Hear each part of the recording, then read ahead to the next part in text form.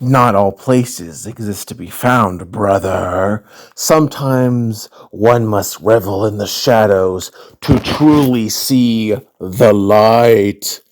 Lord Garmadon to Sensei Wu.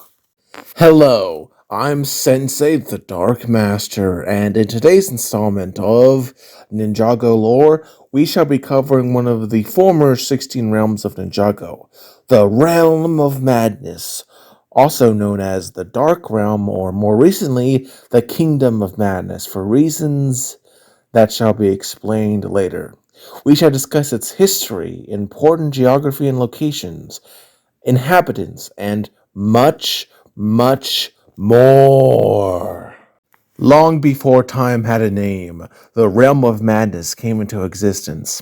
The exact origins are still shrouded by the mists of time, but it likely had some connection to dragons given their importance in creation.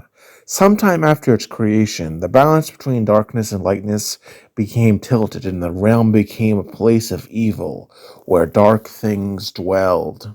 During the events of the first season, Garmadon used the Skulkins to gather the four golden weapons and bring them to the underworld, which the ninja, led by Sensei Wu, tried to stop. But in the end, Samukai got the four golden weapons and tried to overthrow Garmadon and reclaim his title as the king of the underworld.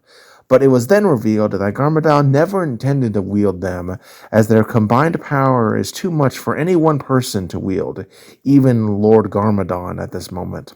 The power vaporized Samukai and opened a portal to the realm of madness, which he used to escape the underworld, despite the stereotypical pleas of his brother, Wu, to not do this. We would get the first proper look at the Realm of Madness during the events of the Rise of Snakes, where Sensei Wu, using Traveler's Tea, went to get his brother Zaid after Lloyd had been kidnapped by the Serpentine. Garmadon had been mutated, gaining four arms and some other ability that allowed him to withstand the power of the four golden weapons. Initially hesitant, the two, despite initial hostility, decided to band together to save Lloyd. Fighting both mud monsters and craglings, the two eventually escaped the realm of madness by the Mountain of Madness, which held the portal. From there, Garmadon, with the help of the Skulkin, helped Lloyd get free from his serpentine captors and intended to return to the realm of madness with the golden weapons, but decided against it, and for a while the realm of madness faded from relevance outside of a passing mention during the events of possession by Fenric to the ninja when they were at the Sky Kingdom and he was explaining the preeminent. The realm of madness would, during the events of the merge, be merged into one realm alongside Ninjago and the other realms, into a singular, realm. During this time, a region known as the Administration rose to importance and began tinkering with the wider world to try and mitigate the effects of the merge, leading to some shenanigans with the ninja, who ended up having to get one of the dragon cores from that area due to some unforeseen consequences. Meanwhile, the main area of the Realm of Madness is placed into the broader Fused Realm next to a realm where Earth Dragons dwell.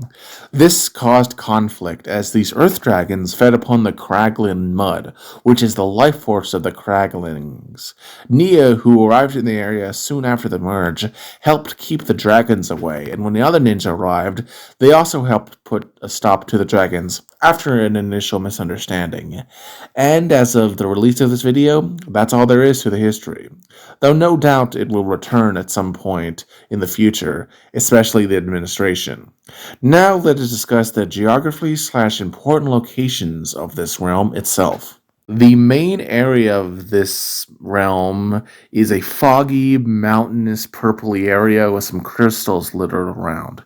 Notably, in this vast wasteland is the Mountain of Madness, which, yes, is a Lovecraft reference, and has blue lava, which is really dangerously hot if you know how blue fire works. It also holds the portal back to Ninjago. There is also the Cragling Village, which is the home of the Craglings, where they dwell when they aren't wandering around. It has some generalized protective walls that are used to protect the inhabitants from attackers like earth dragons, though it's not very useful.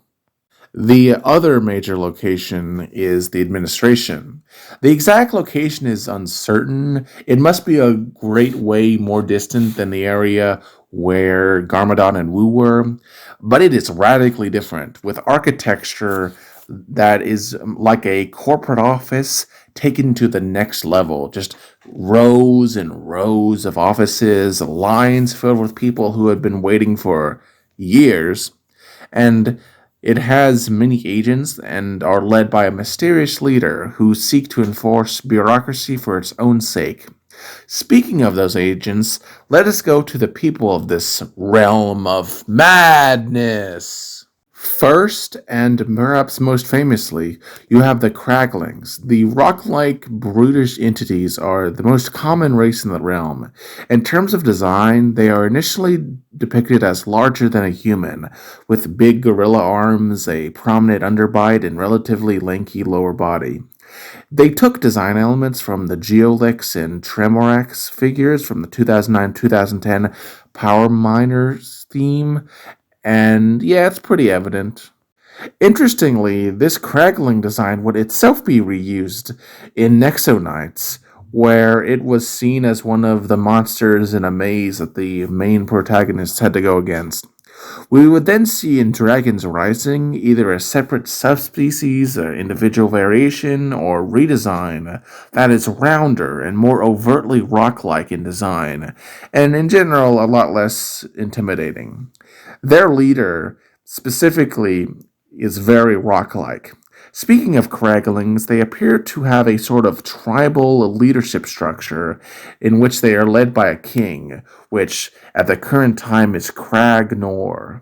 The next and far less well known natives are the Mud Monsters, which are a vaguely humanoid group that smother their victims in mud. And unlike the Craglings, have yet to return, though it's possible that they simply haven't been seen. Returning to the administration, their agents consist of humans, munts, serpentine, and even a few ninjroids.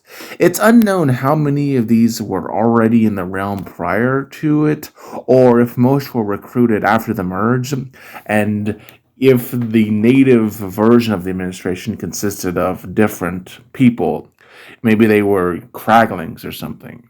Much is still mysterious about this organization, and it's very likely we'll learn more about it in the future. Overall, what can we learn from the realm of madness? Well, we learn that in life we have to maintain a level of balance, and that we must maintain a attempt to act in a more logical and reasonable way. If we get too emotional, we can descend into madness, and this can manifest either in brute suffering, as seen in the Craglings, or in buffoonish levels of bureaucracy that lead to only suffering and pain, as seen in the pedantic administration. Let us arm ourselves against these things so that we can live a better, more fulfilling life. I'm Sensei the Dark Master. If you liked this video, liked it, but if you loved it, consider subscribing and having a wonderful day.